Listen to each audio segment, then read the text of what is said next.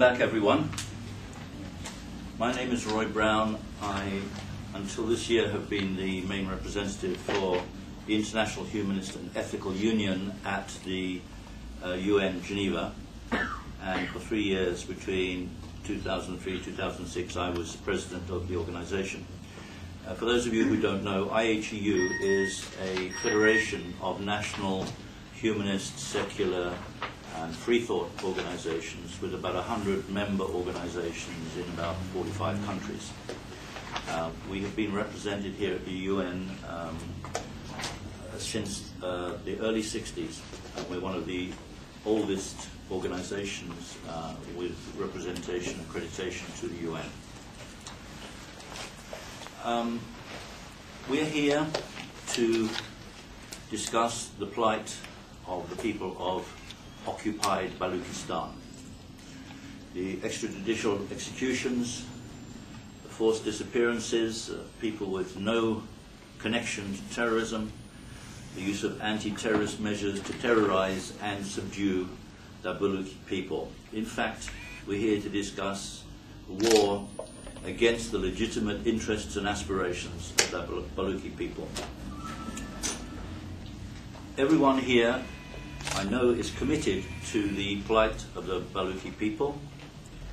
Our focus here, I would suggest, must be to commit ourselves to using all legal means at our disposal to publicize what is happening, to publicize it internationally, in order to bring pressure to bear on the government of Pakistan and on the Pakistan army. We have 5 speakers this afternoon. It's my pleasure, first of all, to invite Maya Pastakia of Amnesty International, Pakistan and Afghanistan campaigner, to take the floor. Thank you.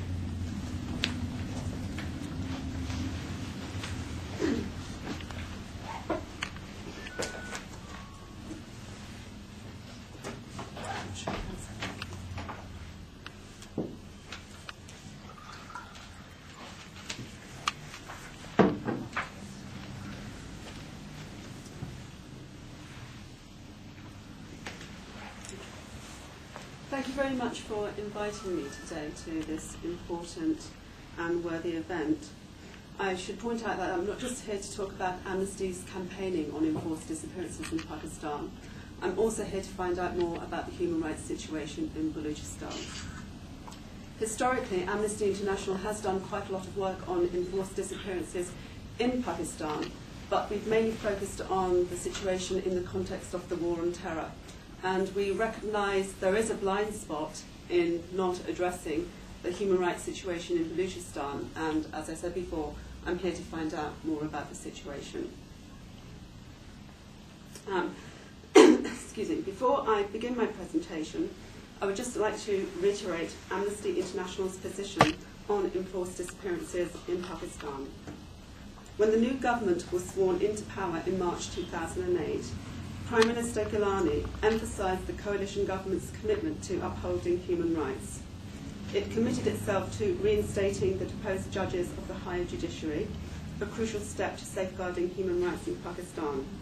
In May 2008, it announced that it would accede to the International Convention for the Protection of All Persons from Enforced Disappearance. It set up various so-called committees to trace the disappeared. However, very little has happened on the ground, and the situation has become critical in Balochistan. Amnesty International calls on the government to commit itself to ending enforced disappearances and to revealing the fate and whereabouts of all those who remain disappeared.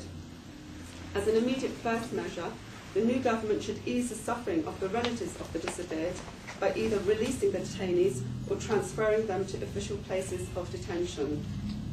Their release or continued detention should be determined by an independent civilian court. In addition, those responsible for ordering or carrying out enforced disappearances or covering them up should be brought to justice in fair trials without the imposition of the death penalty. Victims of enforced disappearance must be awarded reparations in accordance with international standards. Other governments, most notably the US and the UK, must ensure that they are not complicit in or contributing to or tolerating the practice of enforced disappearances. I'd just also like to reiterate our Amnesty's position with regard to the latest spate of political killings in Balochistan. The Pakistan government must act immediately to provide justice for the growing list of atrocities in Balochistan. Baloch political leaders and activists are clearly being targeted, and the government must do more to end this alarming trend. The Pakistan's government's ongoing failure to prevent abuses has emboldened the perpetrators behind these atrocities, entrenching a culture of impunity. The Pakistan government must show that it can and will investigate Pakistani military and frontier corps, as well as the intelligence agencies who are widely accused of playing a role in these incidents.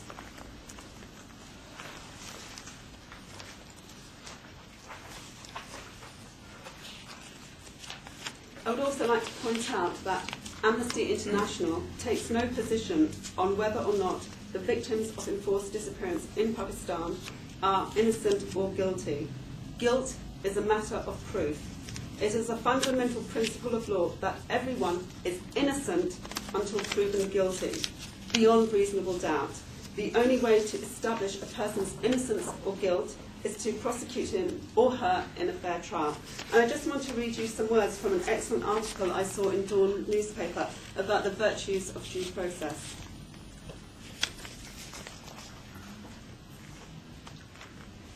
Primarily, due process reiterates the legitimacy of a democratic state, since the notion that all citizens are equal before the law is a key principle of democracy. Due process differentiates between democracies and authoritarian governments, or for that matter, terror cells. A state that arbitrarily kills its citizens, no matter how heinous the crimes they may have committed, cannot aspire to legitimacy. And a legitimate state is the best antidote to terrorism, which thrives on power vacuums. Moreover, for democracy to work, different organs of the state have to be accountable to the public.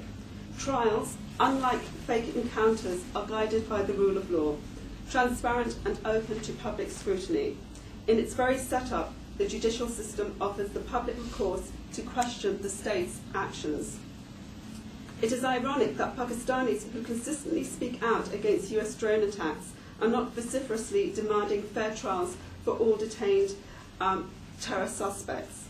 After all, the complaint against drone attacks is that they are a form of extrajudicial killing, capital punishment that is not preceded by a trial. We should demand that our own government gives up all extrajudicial activity, the detention, interrogation and punishment of terror suspects beyond the ambit of the law, before applying high standards to foreign powers. Due process is essential on a practical level too.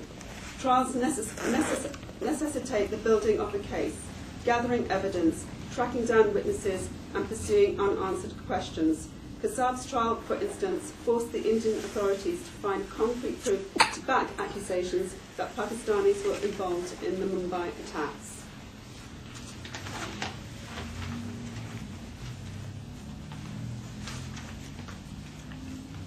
I was asked to give a presentation on what you can do to campaign against enforced disappearances in Pakistan. I'll talk a little bit about campaigning itself and strategy, but will mainly focus on campaigning activities by sharing with you some of Amnesty International's own campaigning techniques and tools. First of all, what is campaigning? Can anybody give me a description of what they think campaigning is? And I throw this one out to those working on enforced disappearances in Balochistan who've set up organisations. Sending a letter to our human rights organization or the any other description? Really?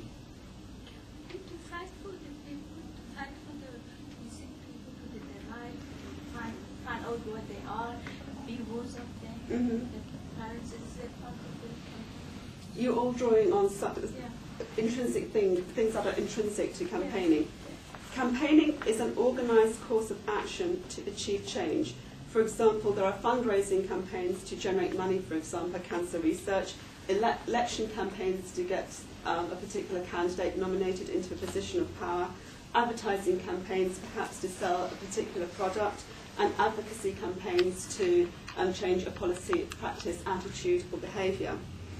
One definition that I was taught about campaigning is that campaigning is a process of influencing institutional policy and practice and or public attitudes and behaviour on specific issues, usually through mobilising support from target stakeholders or segments of society.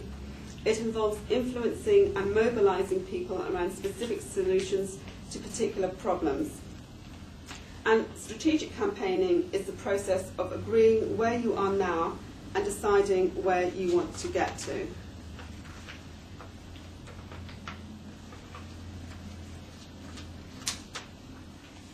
And when we devise a campaign as a team at Amnesty, we ask the questions, why are we doing this campaign? What are we trying to make happen?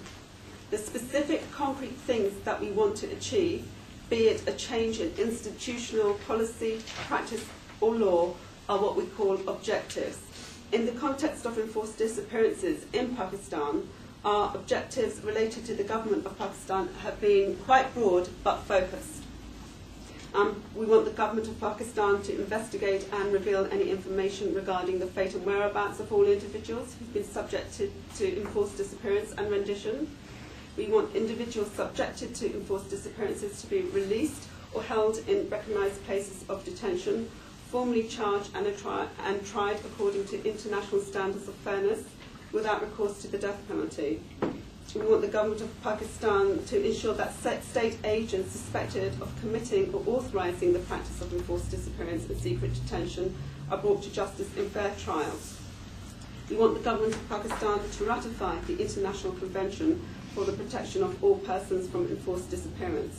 The ratification of this convention would constitute a clear signal that the Pakistan government is committed or working to ending this grave human rights violation. We also have other objectives related to foreign governments. We want foreign governments to publicly condemn the practice of enforced disappearances